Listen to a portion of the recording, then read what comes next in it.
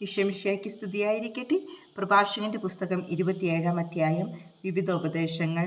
നിസ്സാര ലാഭത്തിനു വേണ്ടി പാപം ചെയ്തിട്ടുള്ളവർ ഏറെയുണ്ട്. ദിവ്യാഗ്രഹി പലതും കണ്ടില്ലെന്ന് നടിക്കുന്നു. കല്ലുകൾക്കിടയിൽ കുറ്റി ഉറച്ചിരിക്കുന്നത് പോലെ ക്രയവിക്രയങ്ങൾക്കിടയിൽ പാപം ഉറയ്ക്കുന്നു. ദൈവഭക്തിയിൽ ദൃഢതയും തീഷ്ണതയും ഇല്ലാത്തവന്റെ ഭവനം അതിവേഗം നശിക്കും. ഉപയോഗശൂന്യമായവ അരിപ്പയിൽ ശേഷിക്കുന്നത് പോലെ മനുഷ്യന്റെ ചിന്തയിൽ മാലിന്യം തങ്ങി നിൽക്കും. കുശവന്റെ പാത്രങ്ങൾ ചൂളയിൽ എന്ന പോലെ മനുഷ്യൻ ന്യായവാദത്തിലൂടെ പരിശോധിക്കപ്പെടുന്നു. വൃക്ഷത്തിന്റെ ഫലം കർഷകന്റെ സാമർത്ഥ്യം വെളിവാക്കുന്നു. ചിന്തയുടെ പ്രകടനം മനുഷ്യന്റെ സ്വഭാവത്തെയും. ഒരുവന്റെ ന്യായവാദം കേൾക്കാതെ അവനെ പുകഴ്ത്തരുത്. അതാണ് മനുഷ്യനെ പരീക്ഷിക്കാനുള്ള മാർഗം. നീതിയെ പിന്തുടർന്നാൽ നിനക്കത് ലഭിക്കും. മഹനീയ അങ്കി പോലെ അത് ധരിക്കുക. പക്ഷികൾ സ്വന്തം വർഗത്തോട് കൂട്ടം ചേരുന്നത് പോലെ സത്യസന്ധത സത്യസന്ധനോട് ചേരുന്നു.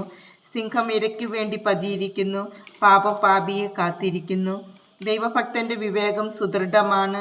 മൂഢന് ചന്ദ്രനെ പോലെ മാറ്റം സംഭവിക്കുന്നു. മൂഢനെ വിട്ടൊഴിയാൻ നോക്കുക, ബുദ്ധിമാനെ വിട്ടുപോകരുത്. ഭോഷന്റെ സംസാരം നിന്ദ്യവും അവന്റെ ചിരി അനിയന്ത്രിതവും പാപകരവുമാണ്. ആണയിടുന്നവരുടെ സംസാരം കേൾക്കുമ്പോൾ രോമഹർഷമുണ്ടാവുന്നു.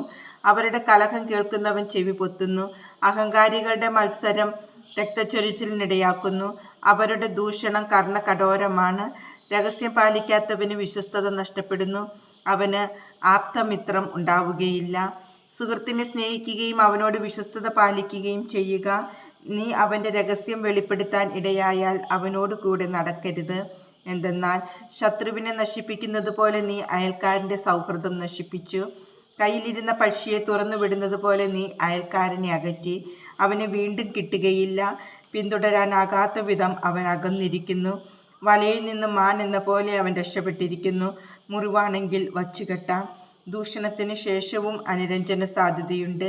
രഹസ്യം വെളിപ്പെടുത്തിയാൽ പിന്നെ പ്രതീക്ഷയ്ക്ക് വകയില്ല. കണ്ണ് ചിമ്മുന്നവൻ തിന്മ നനയ്ക്കുന്നു. അവനെ തടയാൻ ആർക്കും കഴിയുകയില്ല. നീ കേൾക്കെ അവൻ മധുരമായി സംസാരിക്കും. നിന്റെ വാക്കുകളെ അവൻ ശ്ലാഘിക്കും. എന്നാൽ പിന്നീട് അവൻ സ്വരം മാറ്റും. നിന്റെ വാക്കുകൊണ്ട് തന്നെ നിന്നെ കുടുക്കും. ഞാൻ വെറുക്കുന്ന പലതുമുണ്ട്, എന്നാൽ ഒന്നും അവന് തുല്യമല്ല. കർത്താവ് പോലും അവനെ വെറുക്കും. നേരെ മുകളിലേക്ക് കല്ലെറിയുന്നവൻ തൻ്റെ തലയിലേക്ക് തന്നെയാണ് എറിയുന്നത്. ചതിപ്രയോഗം ചുറ്റും മുറിപ്പെടുത്തുന്നു. താൻ കുഴിച്ച കുഴിയിൽ താൻ തന്നെ വീഴും. താൻ വച്ച കെണിയിൽ താൻ തന്നെ കുടുങ്ങും. താൻ ചെയ്ത തിന്മ തൻ്റെ മേൽ തന്നെ പതിക്കും. അത് എവിടെ നിന്ന് വന്നെന്ന് അവൻ അറിയുകയില്ല. അഹങ്കാരിയിൽ നിന്ന് പരിഹാസവും ദൂഷണവും പുറപ്പെടുന്നു. പ്രതികാരം സിംഹത്തെപ്പോലെ അവന് വേണ്ടി പതിയിരിക്കുന്നു. ഭക്തൻ വീഴുമ്പോൾ ആനന്ദിക്കുന്നവൻ കെണിയിൽ കുടുങ്ങും. മരണത്തിന് മുമ്പ് വേദന അവനെ വിഴുങ്ങും. കോപവും ക്രോധവും മ്ലേച്ഛമാണ്. അവ എപ്പോഴും ദുഷ്ടനോടു കൂടെയുണ്ട്.